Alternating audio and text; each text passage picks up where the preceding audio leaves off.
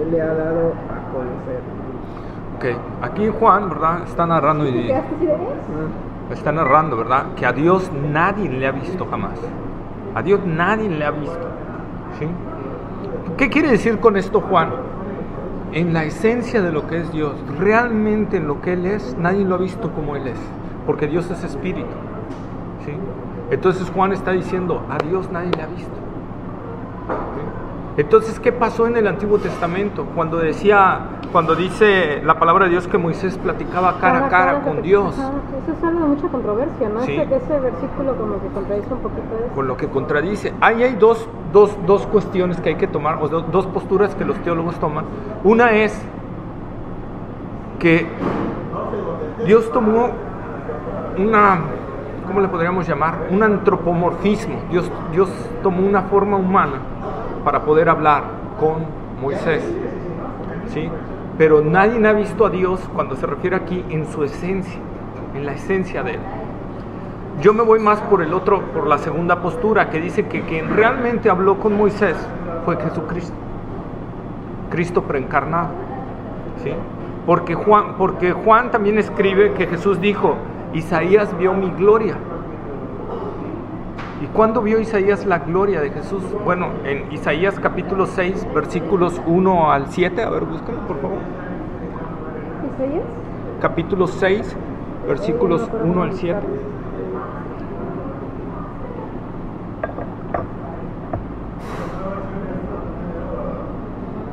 ¿Está en el Antiguo?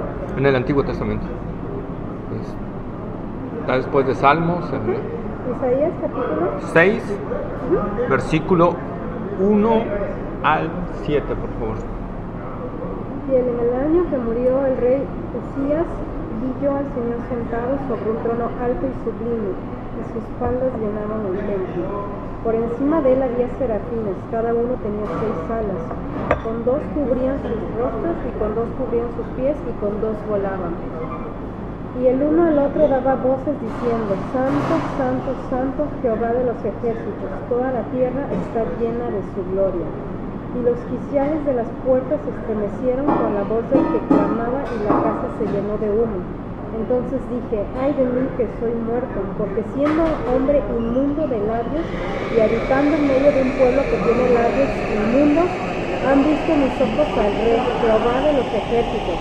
Y voló hacia mí uno de los serafines, teniendo en su mano un carbón encendido, tomado del altar con un incenso. ¿Eso fue una visión de Isaías? ¿Eso fue una visión de Isaías? Una visión de Isaías. A ese tipo de visión podríamos llamar que fue un éxtasis que sufrió Isaías. No, está muy... Un éxtasis, pero no hablamos de... es un éxtasis donde tú no pierdes tu control, pero estás viendo algo fuera de lo normal. ¿Sí? ¿Cómo lo explicaremos? Como que te transportas a otra dimensión diferente y empiezas a ver algo diferente. Como cuando vimos el jueves que vimos Apocalipsis, que dice Juan, ¿verdad?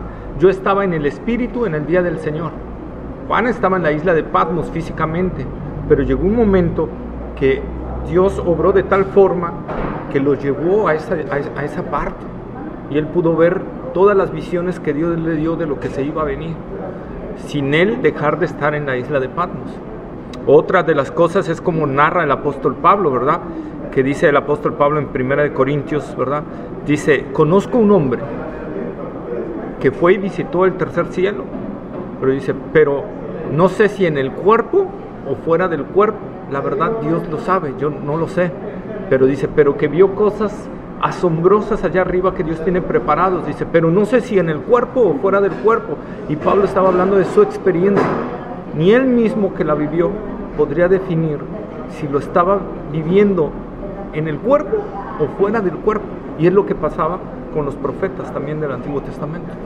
¿Sí? Eran visiones donde Dios los tomaba, ¿verdad? Y les hacía ver eso en un estado entre su cuerpo y no su cuerpo.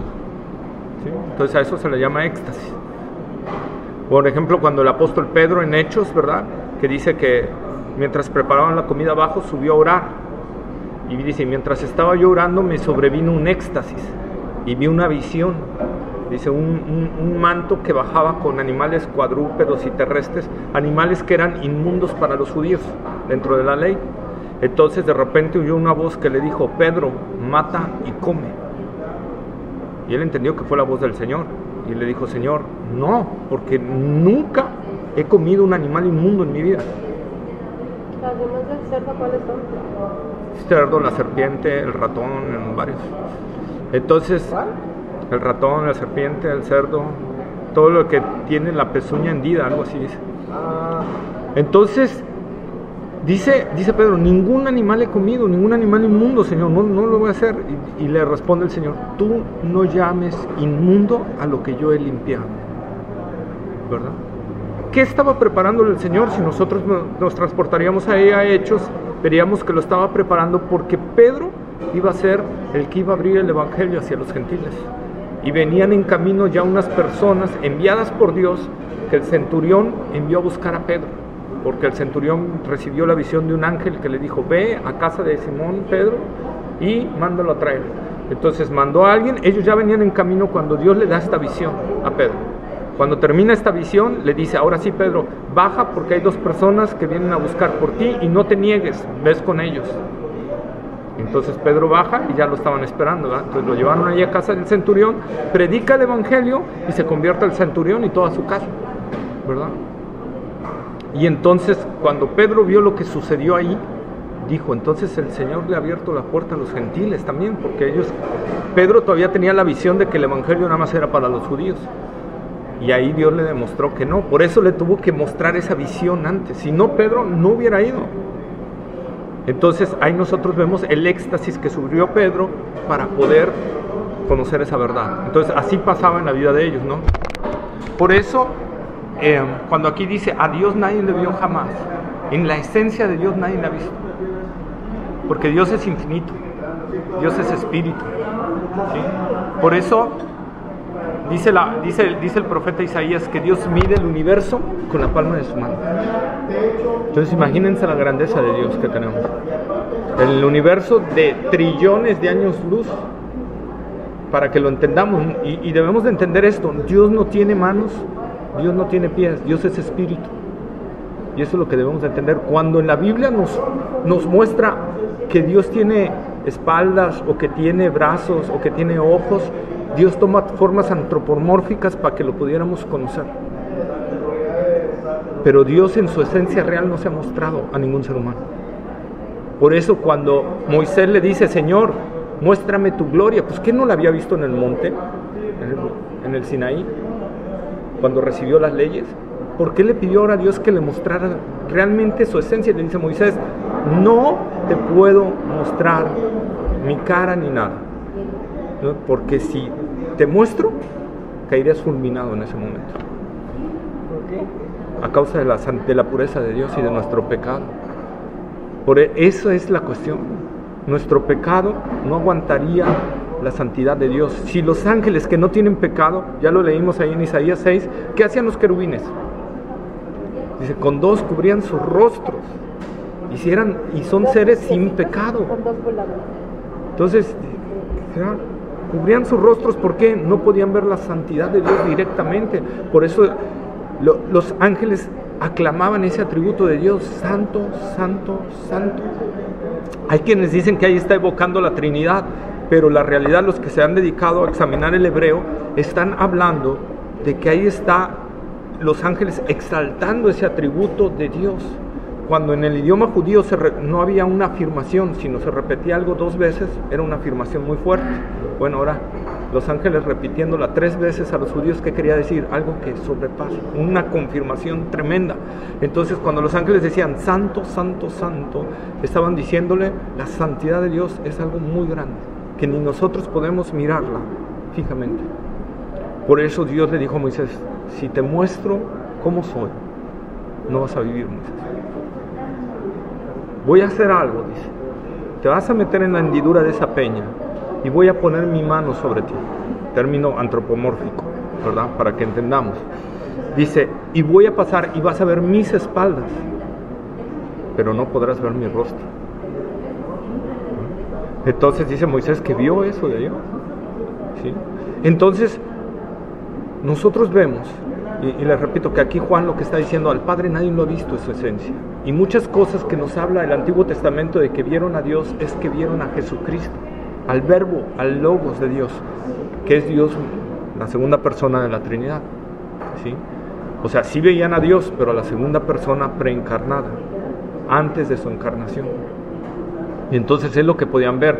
Por eso Jesús también en Juan más adelante dice, al Padre nadie le ha visto. ¿Verdad? Al Padre nadie le ha visto.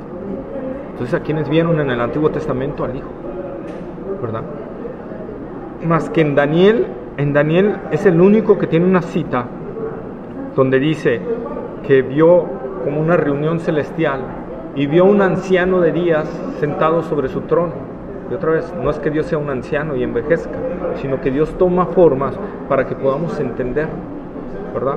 Y dice, y ve a un hijo de hombre que se acercaba, y el anciano de días le extendió y le dio un reino, y está hablando del Padre y el Hijo. Entonces es lo que se está hablando, pero ahí el Padre no tomando su naturaleza real, sino tomando una forma para que podamos entenderlo, porque Dios no es viejo, sino ¿qué pasaba? Para los judíos, un anciano era una persona sabia, una persona con sabiduría. Entonces Dios ahí simbolizó que Él es sabio sobre todas las cosas. Entonces ahí para que podamos entender, por eso, si Dios nos plasmara todas las cosas que Él tiene en su mente y todos nos volveríamos locos. Por eso Jesús le dice a Nicodemo en Juan capítulo 3, dice, Nicodemo, si te he dicho cosas terrenales y no las entiendes, ¿cómo vas a entender si te doy las celestiales? Si nuestra mente finita no alcanza a comprender muchas cosas de aquí, dice, ¿cómo te voy a explicar lo celestial? O sea, no hay forma. Si te empiezo a hablar de cosas celestiales, vas a quedar como esos que de repente se meten a la matemática, ¿va? Y se envuelven tanto en la matemática y al rato los ves hablando solo y escribiendo y haciendo números en el aire y se ves que tú dices, ya se le soltó la canica a este cuate, ¿va? Lo mismo sucedería con nosotros si Dios nos alimentara con todas las cosas que hay allá arriba. Por eso Dios tiene que revelarse en cierta forma hacia nosotros. Más yo creo, y sinceramente lo creo, que Dios en su palabra ha revelado lo que Él quiere que conozcamos ahorita de Él.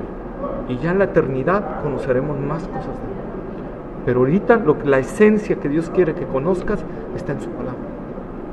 Y cuando estemos en la eternidad tendremos una eternidad para conocer lo que no hemos conocido de Dios. ¿Verdad? Algo increíble. Por eso digo, un Dios que lo llena todo. Por eso Jesús le dice a la mujer samaritana, cuando ella le pregunta, Señor, porque ya reconoció que era un profeta, veo que eres un profeta, dice, dime, ¿en dónde tenemos que adorar? Porque los judíos dicen que allá, y los samaritanos dicen que acá. Entonces dime en dónde tenemos que adorar.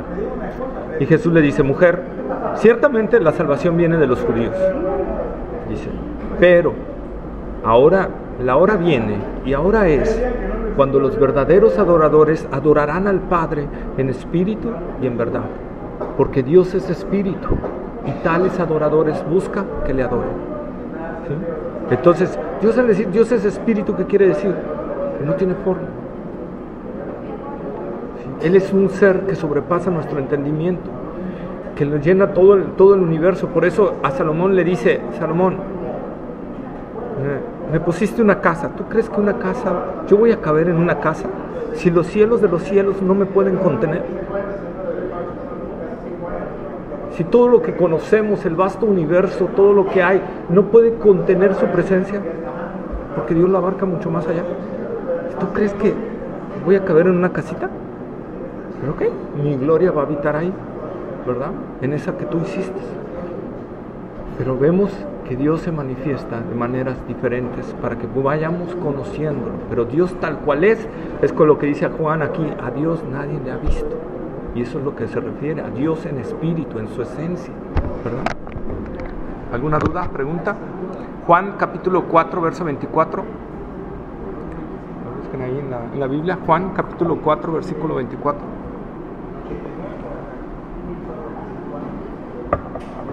¿4:24? Sí.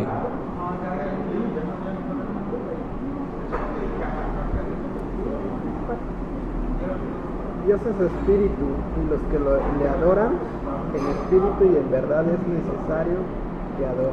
Bueno, aquí, ya ven, ahí confirma lo que dije hace rato. Esa cita nada más la traía así, pero ahí está, Dios es espíritu y los que le adoran en espíritu y en verdad es necesario que le adoren. ¿Yo cómo puedo adorar a Dios en espíritu? Bueno, pues tengo que irme a Juan capítulo 3, vamos a Juan capítulo 3, que es un capítulo antes. Soy un padre, ¿no? La aplicación. Juan capítulo 3, versículos 3, 4 y 5, por favor. ¿5? Ujú. 3, 4, 5. Respondió Jesús: de cierto te digo, que el que no naciere de agua y del espíritu no puede entrar en el reino de Dios.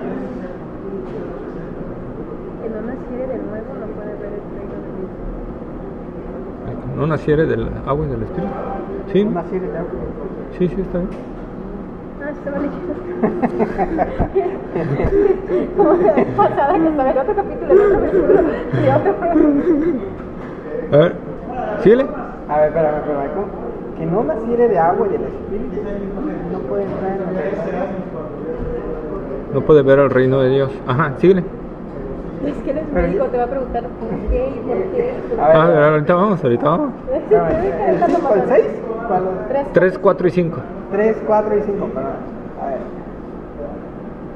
Ah, es que yo estaba en el 5. El 3 es: respondió Jesús y le dijo: de cierto te digo, que el que no naciere de nuevo no puede ver el reino de Dios. Nicodemo le dijo: ¿Cómo puede un hombre nacer siendo viejo? ¿Puede acaso entrar por segunda vez en el vientre de su madre y nacer? Respondió Jesús: de cierto te digo, que el que no naciere de agua y del espíritu no puede entrar en el reino de Dios. Así es. Bueno, ahí Jesús le está diciendo, fíjense, Jesús está hablando con un líder religioso judío, con un fariseo, un hombre que dicen los comentaristas y todo, que si alguien practicaba los mandamientos y todo, ese era Nicodemo. Era un hombre justo, un hombre misericordioso, un hombre apegado a la ley, un hombre recto, ¿verdad? Y cuando viene Nicodemo a Jesús de noche para preguntarle, no por cobardía, yo creo que fue porque era la hora exacta en que podía platicar bien con Jesús, porque él sabía que Jesús estaba ocupado todo el día, entonces llegó de noche porque él sabía que era la hora en que podía hablar con él. Y en cuanto llega, Jesús le lanza eso. Nicodemo, Jesús ya sabía lo que venía Nicodemo, así que Jesús le lanza, le dice: Nicodemo, si no naces de nuevo, no puedes ver el reino de Dios. Si no naces del agua y del espíritu, no hay forma en que entres en el reino de Dios. ¿A qué se está refiriendo ahí? Bueno, ahí hay dos posturas con del agua y del espíritu. Del agua significa nuestro nacimiento natural. ¿Por qué? Porque cuando nosotros estamos en el vientre de la mamá, estamos en ese líquido que es la placenta, ¿verdad? Ajá. Bueno, tú sabes más de eso que yo. Entonces, y cuando se rompe, bueno, pues ya salimos, ¿verdad? Y del espíritu le está hablando del otro nacimiento, del nacimiento que Dios produce dentro de nosotros. ¿Por qué? Porque cuando Adán pecó, Adán murió espiritualmente. Nosotros somos seres tripartitas, somos cuerpo, alma y espíritu. Entonces el espíritu quedó muerto. Entonces nosotros estamos muertos espiritualmente. Y por eso no podemos entender las cosas de Dios. Por eso para nosotros es una locura a veces la escritura. Porque no las podemos discernir. Porque las discernimos con una mente carnal. Pero cuando viene el Espíritu Santo y entra y te hace nacer otra vez tu espíritu, lo resucita otra vez, entonces empiezas a comprender lo que es el Evangelio y la verdad del Evangelio. Empiezas a ver por qué los discípulos se atrevieron a desafiar un imperio, y no digo desafiarle de que le declararon la guerra, sino con valentía predicaron el Evangelio de Jesucristo a costa de que tenían encima a su propia nación judía y a los romanos. Para los romanos era una fábula, algo de risa el Evangelio, y para los judíos era algo bochornoso decir que su Mesías había muerto en la cruz del Calvario. Por eso rechazaron a Jesús, ¿verdad? Entonces imagínense a judíos predicándole a los judíos que su Mesías había muerto, pero que había resucitado. Y ahora imagínense al Imperio Romano decirle: ese que ustedes mataron ha resucitado. Eso es una locura. O sea, ¿cómo puedes creer en un hombre que yo maté? ¿Verdad?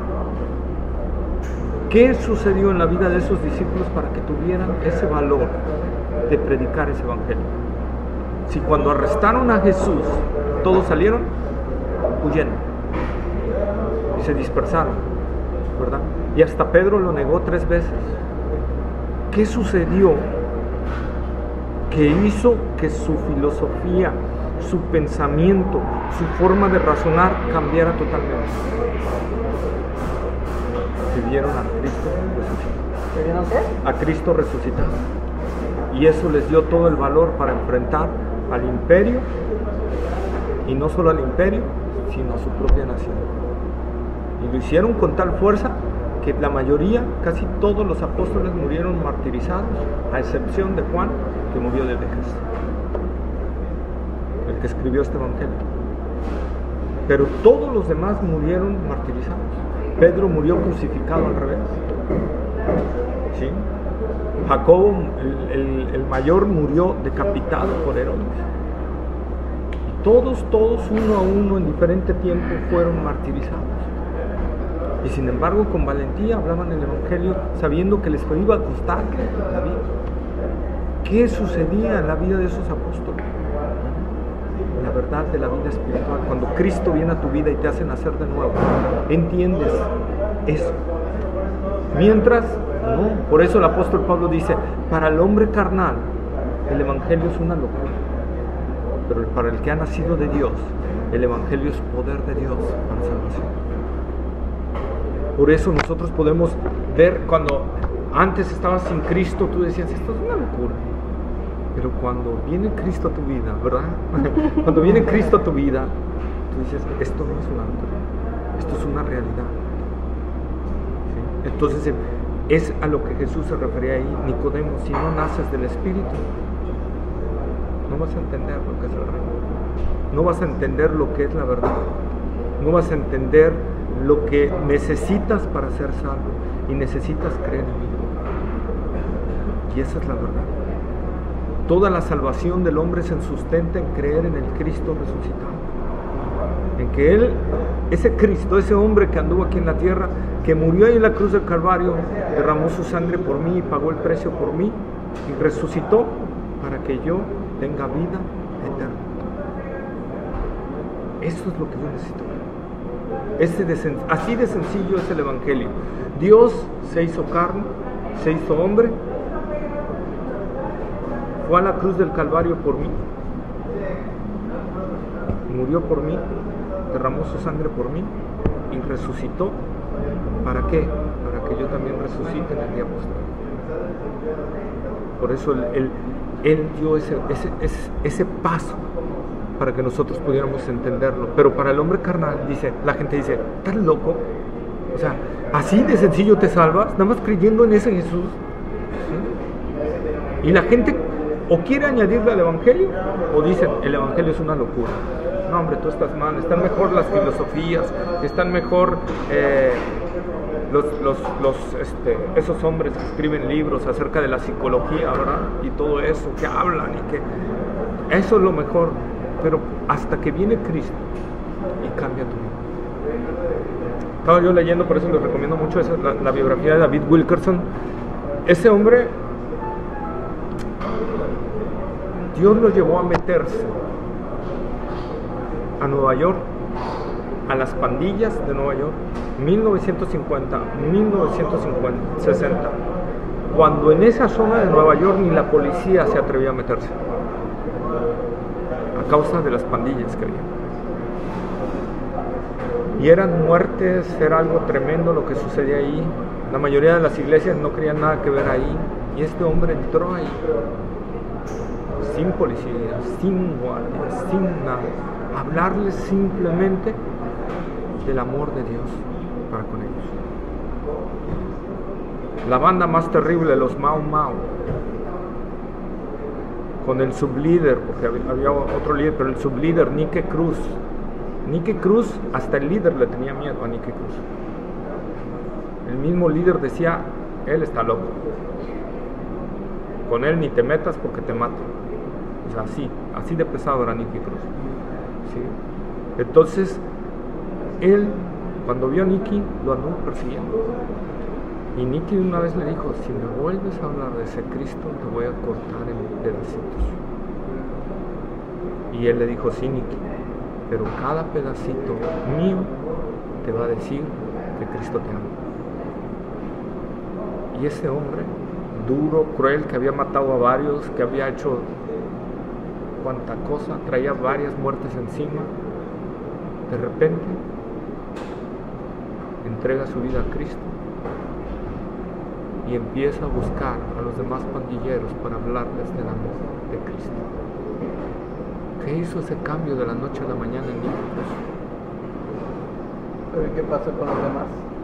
O sea, varios, le habló a los demás. Varios fueron rehabilitados, varios salieron de las pandillas. A través de ese ministerio, esa zona dejó de ser tan temida, porque muchos pandilleros renunciaron a ser pandilleros y se convirtieron en cristianos.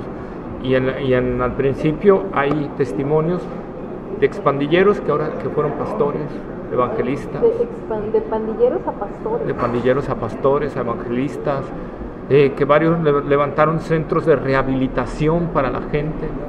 Sucesos impactantes, por ejemplo, la rehabilitación no de un cocainómano, hablamos de algo más fuerte, de la heroína.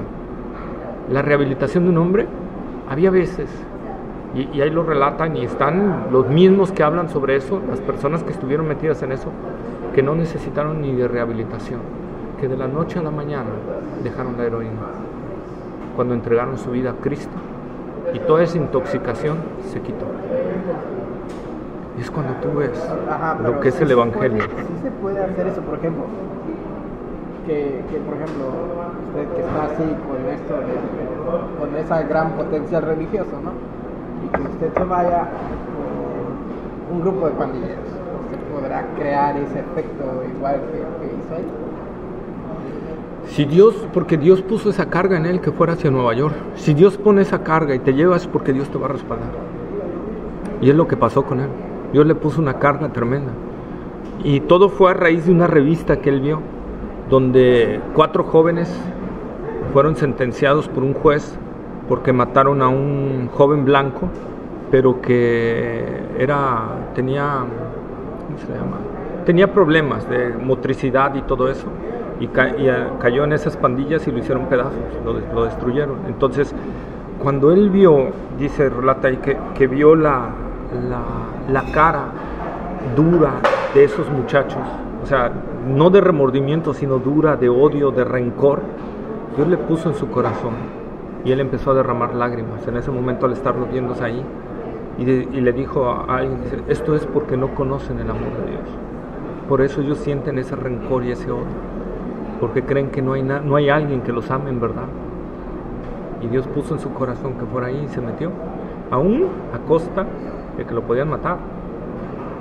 A su familia la tuvo que dejar bastante tiempo para meterse ahí y lograr hacer un cambio.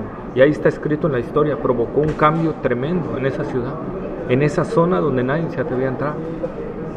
Y no solo eso, sino provocó que a través de lo que Dios empezó a hacer ahí en Nueva York, se empezara a diseminar por todos lados. Y varios empezaron a atrever a entrar en otras pandillas de otros lados para poderles hablarles del amor de Cristo. Y no solo eso, sino creció tanto esto y sobre todo el efecto que producía el amor de Jesucristo en los drogadictos permitió que países comunistas como Polonia le abrieran las puertas a él para que fuera y predicara el Evangelio, y hasta le ponían los teatros y hasta le traían en camiones a los drogadictos a para que les predicara el Evangelio. ¿Cuándo un país comunista hace eso para el Evangelio? Jamás. Y es donde puedes ver lo increíble del poder y del amor de Dios. Cuando Dios nos sometemos a Él y nos metemos ahí, pero es cuando lo empiezas a conocer. Por eso dices, pero para muchos es, ay, oye, ¿qué vas a arriesgar tu vida en meterte ahí? Te van a matar. Y sí, podían haberlo matado, como pasó con otros que también los mataron. En otros lados hay gente que fue a los caníbales y se los comieron, ¿verdad? No quiere decir que vas a llegar y no te va a pasar nada, pero tú ves el cambio tan grande que Dios puede producir en una persona de la noche a la mañana, y es cuando llega el nuevo nacimiento. Y es lo que te relatan esa gente que antes era drogadicto. Es que algo pasó. Hay un pastor en Estados Unidos que no fue del ministerio de él, pero se llama C.J. Mahana, es pastor de la iglesia Gracia Soberana en Estados Unidos. Y él relata, está su testimonio en YouTube, y él relata cómo se convirtió a Cristo. Dice que él, el que lo inició en las drogas, porque tenían una casa, y en esa casa se drogaban y se metían coca, heroína, todo, o sea, y el que lo inició salió de la ciudad, se fue a otra ciudad, y ahí Dios lo alcanza y lo salva, acepta a Jesucristo, y entonces él empieza a sentir un dolor por los que él había iniciado en las drogas. Entonces se regresa y se mete en esa casa a predicarles el Evangelio. Y dice C.J. Mahana y así, que él estaba inhalando coca. Y mientras, dice, él me compartía del Evangelio y yo ni atención le ponía, yo estaba metido. Pero dice, pero algo pasó de repente, que yo no puedo explicarlo. Yo empecé a llorar y a llorar y a llorar y no paré de llorar. Algo pasó, dice, y no entiendo qué pasó. Pero desde ahí puse atención al Evangelio y mi vida cambió y yo dejé las drogas. Así. Ese es el poder de Dios. Algo ilógico, tonto, de que solo porque de que alguien te comparte del amor de Cristo y que Dios en ese momento decida tocarte y cambiarte, así de sencillo, puedas ser salvo. Y la manera como lo estaba metiendo, o sea, eso no te hace llorar, o sea, eso te pone, pero sí, por eso dice, yo no entiendo. O sea, si me pides que te lo explique, no te lo puedo explicar. Yo solo sé que me estaba inhalando la coca y de repente empecé a llorar. Y eso sucede. Tú vas a experimentar ese tipo de cosas. Por eso es que Jesús le dijo a Nicodemo, si no naces de nuevo, no puedes ver el reino de Dios. No puedes entender. Para ti va a ser locura igual que todos los demás. Como dice Pablo, para la mente carnal, el Evangelio es una locura. La gente dice, ay, ¿cómo voy a desperdiciar mi vida en vivir ese Evangelio cuando puedo acá antros, alcohol y todo, que acá más chido, más chévere y todo eso? ¿Cómo me pides que yo haga eso? No, hombre, o sea, olvídate. Hasta que Dios viene y transforma tu vida. Hasta ese momento puedes entender la verdad del Evangelio. Mientras, jamás lo entenderás. Por eso, cuando Jesús habla de los dos hombres que llegaron a orar al templo, ¿verdad? El fariseo, que oraba, gracias Señor porque soy judío, gracias porque no me hiciste gentil, gracias porque no me hiciste mujer, gracias porque no me hiciste perro, ¿verdad? Gracias Señor porque soy mejor que los demás. Dice Jesús, a ese salió y Dios ni lo peló, ¿verdad? Pero llegó un publicano, dice que se golpeaba su pecho y reconocía su pecado y decía, sé propicio a mí, pecador. ¿Qué quiere decir propicio? Hablaba del propiciatorio, o sea, cubre mi pecado, Señor. Sé que estoy mal, pero cubre mi pecado porque reconozco que soy pecador y reconozco mi bajeza. Y dice, dice Jesús, salió justificado. El otro, no. Entonces, ahí puedes ver el cambio tan tremendo. Cuando Dios realmente entra en tu vida y tú reconoces lo que eres, porque cuando Dios entra en tu vida, reconoces que eres pecador. Reconoces que en ti no hay algo bueno en lo cual Dios pudo haberse fijado y que lo único que recibiste es misericordia de Él. Es lo único. Como yo se los he dicho aquí varias veces, la única diferencia del que se salva y no se salva es la misericordia de Dios. Es lo único. No hay otro. Porque no es por tu esfuerzo, no es por tu intelecto, no es por tus ganas. Romanos dice, no es del que quiere ni del que corre, sino de Dios que tiene misericordia. Y esa es la verdad central del Evangelio.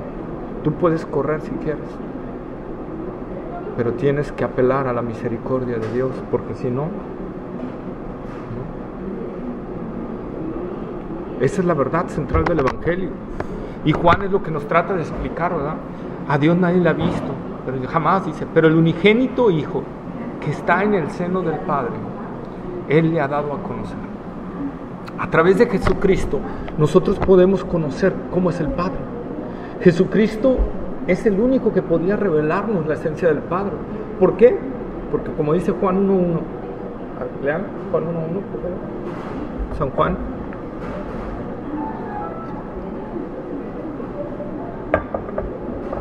En el principio era el Verbo, y el Verbo era con Dios, y el Verbo era Dios. Y el Verbo era Dios, ¿verdad? En el principio era el Verbo.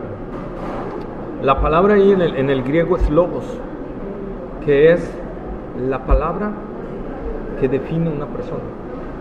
Por ejemplo, les voy a poner, ahí dicen, ¿cómo dicen en términos de psicología o de ciencia, ¿no? Tú eres lo que hablas, ¿no? Me dejas ver quién eres a través de lo que tú hablas. Bueno, ese logos es lo que se refiere a la palabra logos, la palabra expresada que refleja lo que eres tú.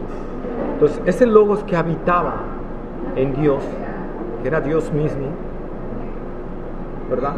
Refleja quién es Dios, el verbo, el logos, la palabra que define a Dios. Entonces esa palabra dice, se hizo carne y tomó forma de hombre.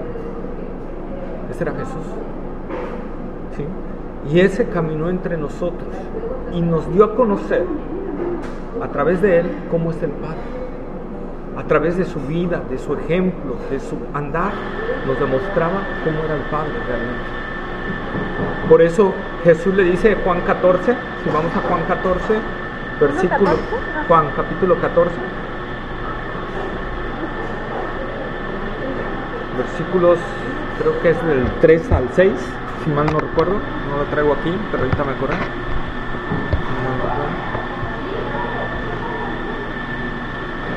Sí, Juan 14 del 8 al 9, 8 y 9, perdón, sí lo traigo. Felipe le dijo, Señor, muéstrame el Padre y nos basta. Jesús le dijo, ¿tanto tiempo hace que estoy con vosotros y no me has conocido, Felipe? El que me ha visto a mí, ha visto al Padre. ¿Cómo pues dices tú, muéstranos el Padre? Entonces, es lo que decía Jesús, veme a mí y así es el Padre. Porque yo reflejo lo que es el Padre.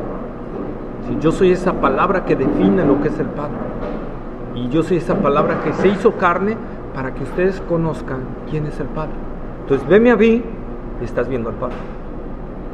Entonces, toda esa misericordia que tenía Jesús, ese amor, esa compasión, y ese celo santo, y ese enojo santo, nos refleja quién es el Padre. Porque Jesús no solo expresó amor, por ejemplo, cuando entró al templo y sacó a todos a latigazos, ¿verdad? Y todo eso, refleja que Dios es celoso de sus cosas. Y que también se aira, ¿sí? Tiene una ira santa, o sea, una ira provocada por el pecado, porque Dios aborrece el pecado. Lo aborrece, ¿por qué? Porque afecta a su santidad. Dios no puede tolerar algo impuro. Entonces, cuando vio lo que hacían en su templo, Él se enojó. ¿Verdad? Justamente, porque ¿qué estaban haciendo en ese momento? Estaban haciendo mercadeo, estaban haciendo mercadería del templo, donde la gente iba a adorar a Dios, y estaban haciendo mercadería. ¿Por qué? ¿Qué hacían? Si venía un extranjero, mira, dame tanto dinero y te doy un porquito para que puedas ir allá, o te doy una ovejita para que puedas allá. Y te hago trueque, y te hago intercambio, pero a veces en el intercambio le cobraban una comisión a la persona, ¿verdad? Entonces, ¿qué hacían? Que la gente no viniera con una actitud realmente de necesidad ante Dios. Entonces eso le enojó a Jesús. Por eso dijo Jesús, mi casa, casa de oración será llamado, y ustedes la hicieron cueva de ladrones. Entonces por eso lo sacó de ahí de su casa, ¿verdad? Con justa razón. Entonces nosotros podemos ver que Dios tiene un enojo que le podemos llamar un enojo santo. No tolera el pecado, ¿verdad? No lo tolera. Por eso nosotros tenemos que ver que la única opción de salvación que tenemos, si entendemos que nosotros somos pecadores, la única opción que tengo para escapar de la ira y del enojo de Dios es Cristo. Es la única opción que tengo. Por eso Pablo dice que Dios nos encargó a los cristianos el ministerio de la reconciliación, como si Dios rogase por medio de nosotros: reconciliaos con Dios. Pónganse a cuentas y reconcíliense a través de Jesucristo, porque es el único medio. Si no lo haces así, Dios dice: no verás mi amor, no verás mi vida, sino verás mi ira. Y no por un ratito, será por toda la eternidad. Y eso es lo más difícil. Como le digo a la gente, por eso Jesús vino a morir en la cruz del Calvario. Porque hay un castigo eterno. Porque hay un lago de fuego para toda la eternidad al que caiga ahí. Y Dios no lo va a sacar nunca. Y ese lago de fuego representa la ira de Dios. Un lugar de tormento, un lugar de sufrimiento por toda la eternidad. Para que veamos cuánto Dios aborrece el pecado. No lo tolera. Dios no tolera el pecado. Si lo pasó por alto en muchos tiempos, fue a causa de su misericordia y de esperar el sacrificio que su Hijo iba a hacer en la cruz del Calvario. Por eso nos soportó bastantes veces. Pero la muestra de que Dios castiga y ejecuta sus juicios está el diluvio, está Sodoma y Gomorra, ¿verdad? Y están las naciones cananitas a las cuales Dios le dio ese lugar al pueblo de Israel. Y Dios se lo dio porque dijo: esas naciones ya colmaron mi paciencia, por lo tanto las voy a aniquilar y a ustedes les voy a dar esa región. Entonces nosotros podemos ver que es real lo que estamos hablando. Y alguien podría decir que injusto es Dios. Dice el apóstol: dirá el vaso de barro al que lo formó: ¿por qué me hiciste así? ¿No? ¿Podremos nosotros, simples criaturas, decir al Creador: ¿y por qué no tienes misericordia de todos? Dios decide tener misericordia. Dios le dijo a Moisés: Moisés, yo voy a tener misericordia del que yo tenga misericordia, y me compadeceré del que yo me compadezca, y al que quiera endurecer, endureceré, Moisés.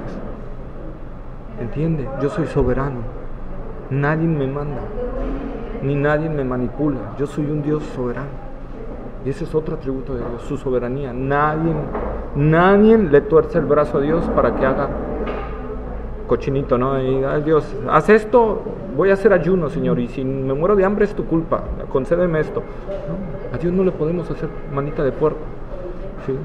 Dios dice: yo soy un Dios soberano y voy a extender mi misericordia al que yo quiera extender. Y eso es una cosa que tenemos que aprender de Dios. Dios salva a los que Él quiere salvar, y a los otros los deja la maldad de su propio corazón. Esa es una realidad. Y alguien dirá: bueno, ¿y por qué salva a algunos? Porque si no salvara a algunos, nadie se salvaría. Porque el hombre no busca a Dios. El hombre huye del verdadero Dios. Y esa es una consecuencia del pecado que hay en nosotros. Nosotros no queremos conocer al verdadero Dios. Nosotros queremos huir del verdadero Dios. Prueba: cuando Adán y Eva pecaron, ¿qué fue lo primero que hicieron? Esconderse de Dios. Se trataron de esconder. Y Dios le dice: ¿se tratan de esconder? Vamos a jugar a las escondidillas. Adán, ¿dónde estás? ¿Qué Dios no sabía dónde estaba? Claro que sí, ¿verdad? Pero Dios dice: ok, ¿quieres jugar así? Vamos a jugar así. Ahora, ¿dónde estás, Adán? Ay, Señor, es que te vi que andabas y como estábamos desnudos, pues nos dio vergüenza y nos escondimos. Y Adán: ¿por qué estás desnudo? Dios no sabía que ya habían pecado. Claro que lo sabía, pero quería que el hombre confesara su pecado y se arrepintiera. ¿Pero qué hizo el hombre? Echó culpas a la mujer. Echó culpas. Y no, eso es lo que entendemos, pero en realidad el quien estaba echando la culpa era Dios. La mujer que tú me diste. Claro, la mujer que tú me diste. O sea, por tu culpa yo estoy así. Vean lo que ocasiona el pecado. Uno, esconderse. Dos, decirle a Dios: es tu culpa que yo esté así. Cuando Dios no hizo eso. Dios le advirtió: si comes de ese fruto vas a morir. Y el hombre dijo, no, pues comemos, pues total, ya lo comió Eva, me lo como yo también. Y entonces, pero ¿cuál fue el fruto? En lugar de reconocer, sí Señor, te desobedecí, fue, tú tienes la culpa, Dios, es tu culpa. Y eso es hoy en día algo que sigue hasta la fecha. Bueno, si Dios me puede salvar, que no me salve, a ver, que me salve, ¿verdad? Y eso es lo que nosotros vemos en la gente, que trata de huir de Dios. ¿Por qué? Por causa de su naturaleza pecaminosa. El pecado te hace huir de Dios. Por eso Juan 3, capítulo 18 dice, Juan capítulo 3, versículo 18 dice que los hombres amaron más las tinieblas que la luz, porque sus obras eran malas y no quisieron venir a la luz, no quisieron venir a Cristo para que sus obras no fuesen reprendidas, porque el hombre no quiere reconocer que está mal ante Dios y que necesita la ayuda de Dios. Por eso Dios, en su infinita misericordia, decide salvar a algunos. Ahí es la cuestión. Decía por ahí un teólogo, ¿no? La pregunta es, ¿por qué un Dios de amor no salva a todos? ¿Por qué un Dios de amor manda al infierno? No, la pregunta más bien es, ¿por qué la gente rechaza a un Dios de amor? ¿Y por qué la gente quiere huir de un Dios de amor? Cuando Dios mostró en la cruz del Calvario, matando a su propio Hijo, y no solo matando, sino descargando su ira sobre Él. Si nosotros leemos las profecías de Isaías, vamos a ver que la ira de Dios fue descargada sobre su Hijo, en la cruz del Calvario, por amor a nosotros. Y eso es lo más increíble. Jesús, cuando lloró en el huerto de Getsemaní, que su sudor era como grandes gotas de sangre, no era por la cruz, no era por el dolor de la cruz, era porque sabía que venía la ira de Dios sobre él. Y eso sí era difícil de soportar. ¿Y por qué tuvo Dios que hacerse hombre y venir a morir en la cruz? Porque un hombre no hubiera aguantado la ira de Dios en la cruz del Calvario. Y por eso Dios vino y se puso en nuestro lugar para recibir toda la ira de Dios y poder decir, ahora sí, todo el que crea en mí puede tener salvación. Esa es la verdad central del Evangelio. Por eso vemos, dice, en mí, en el Hijo, pueden ver ustedes al Padre, porque tal como yo soy, así es Él. Un Dios de amor, un Dios de compasión, un Dios que se compadece. Si la gente viene a Él, se compadece de Él. Nosotros podemos ver a la mujer sorprendida en adulterio, ¿verdad? ¿Qué iban a hacer los demás? Le iban a decir, Señor, mira, fue sorprendida en adulterio. La ley dice que la tenemos que ¿qué? Que matar, ¿verdad? Y agarraron piedras ya para apedrearla, esperando que el Señor diera la orden, ¿verdad? Y el Señor dice, ok. Pero claro, la ley decía algo también, que tenían que morir los dos, tanto el hombre como la mujer, que fueron sorprendidos en adulterio y nada más llevaron a la mujer. Esto también hay que ver. Entonces Jesús dice que se puso a escribir. ¿Quién sabe qué escribió? Algunos dicen que los mandamientos, otros yo no sé qué escribió. La Biblia no lo define. Pero Dios dijo, ok, el que esté libre de pecado, que lance la primera piedra. ¿Y qué pasó? Todos fueron redarguidos. ¿Por qué? Porque no hay un solo hombre que no esté libre de pecado. Y el Espíritu Santo redarguyó ahí en ese momento a todos, y por eso nadie pudo lanzar la piedra, porque no hay un solo hombre que esté libre de pecado. Y por eso nadie. ¿Y qué le dijo a la mujer después? Mujer, ¿dónde están los que te condenaron? No, ya no están. Levántate y vete, no peques más. Ya deja de andar adulterando. Y ahí vemos el amor y la misericordia del Señor, levantando, ¿verdad?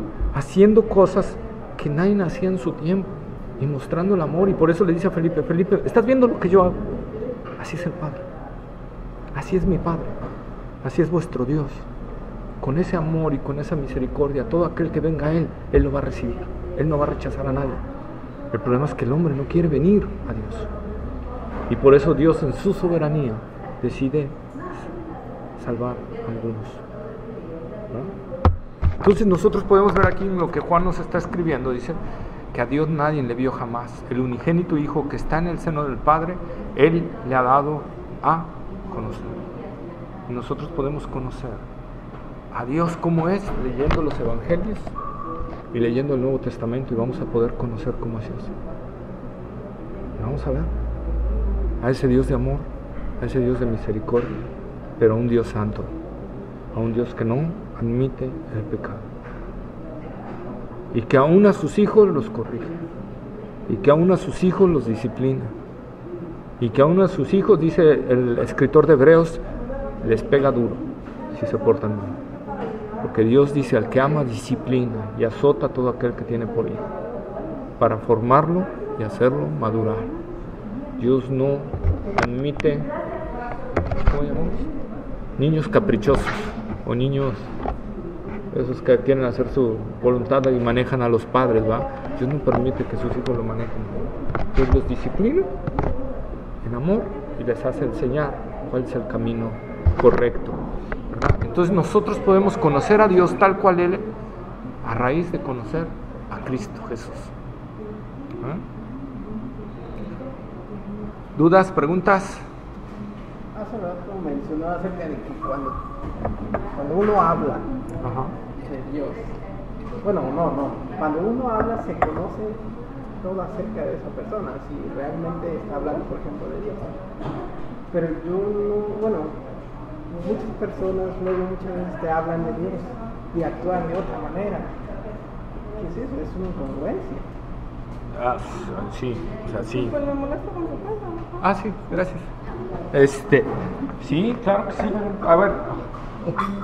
Se me durmió la pierna. Ay. A ver, despierta.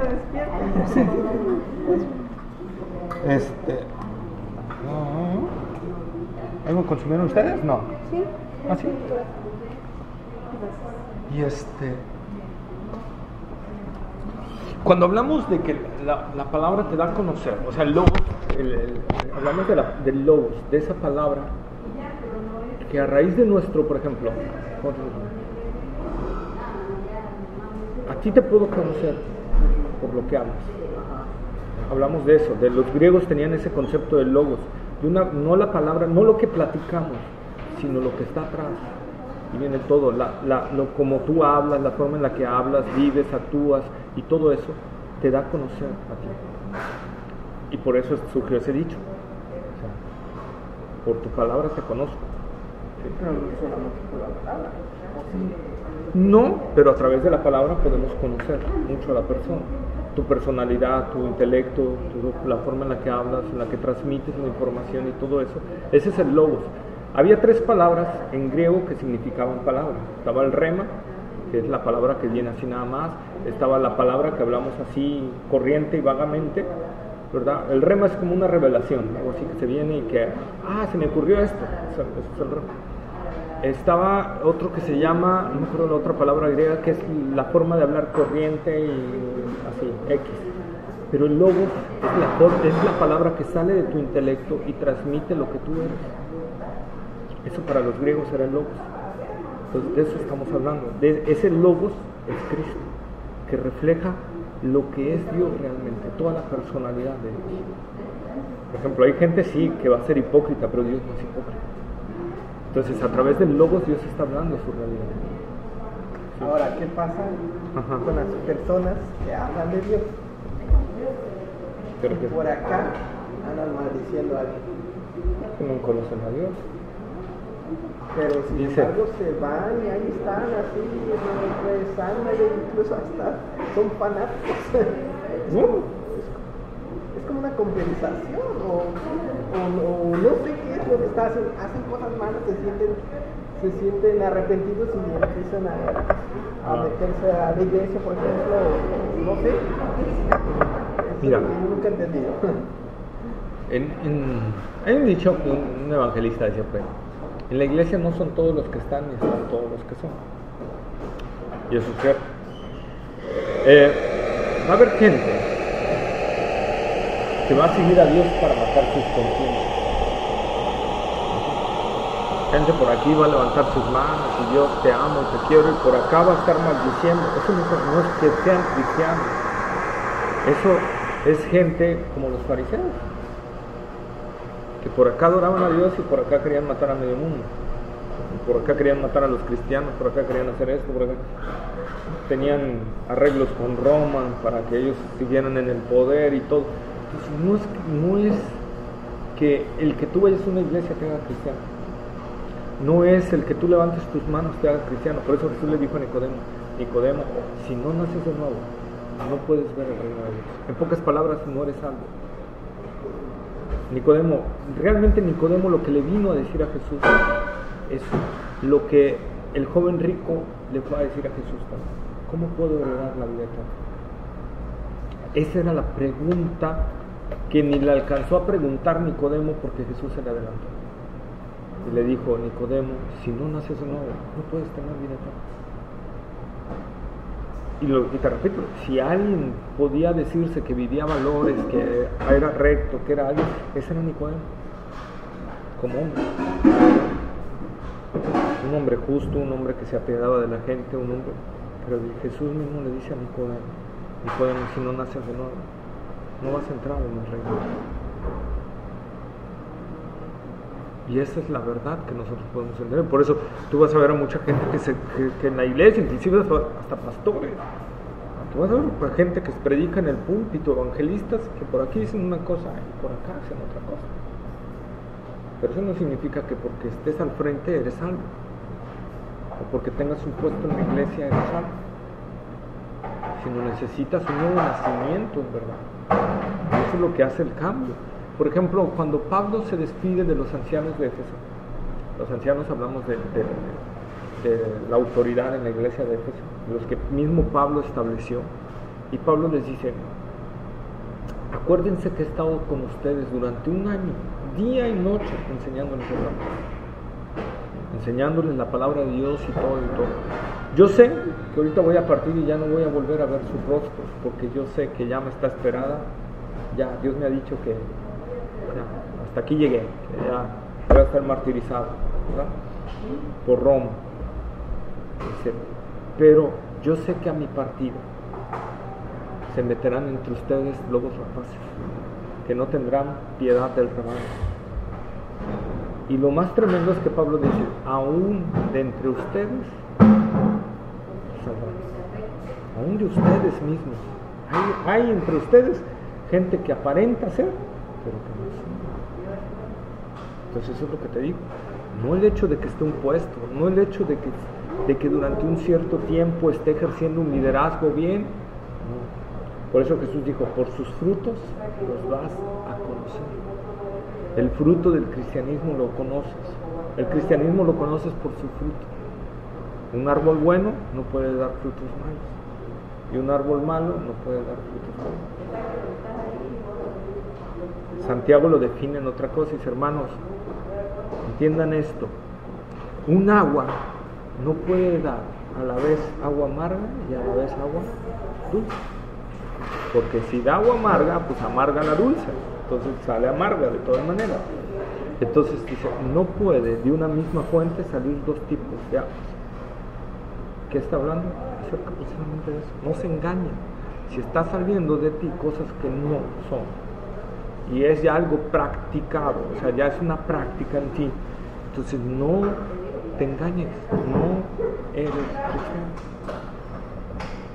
Porque por eso mucha gente quiere engañar a su propia conciencia. Y van y se dan golpes de pecho y hacen mil cosas por engañar a su propia conciencia. Y decir, me voy al cielo, pero por acá están haciendo otras cosas. Conozco mucha gente así. Entonces, que inclusive hasta evaden impuestos, gente que se dice cristiana, empresarios, y que evaden impuestos, ¿verdad? Y aún disminuyen las ventas y hacen por no pagar impuestos.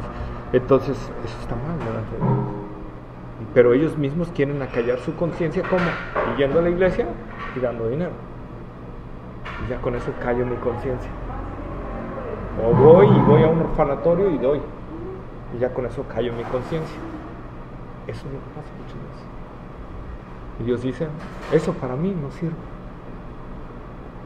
Lo que yo busco es esto, no lo externo.